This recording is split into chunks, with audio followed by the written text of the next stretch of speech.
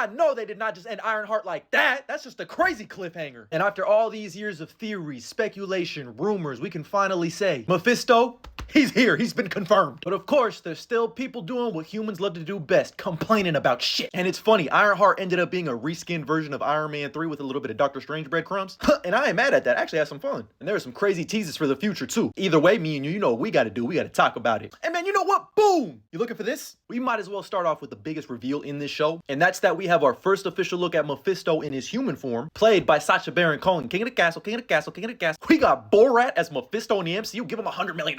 Give him the max contract. This is my wife, Mephisto. He really said, haha, you got me. And Sacha Baron Cohen was really just farming accents the entire episode. Mephisto.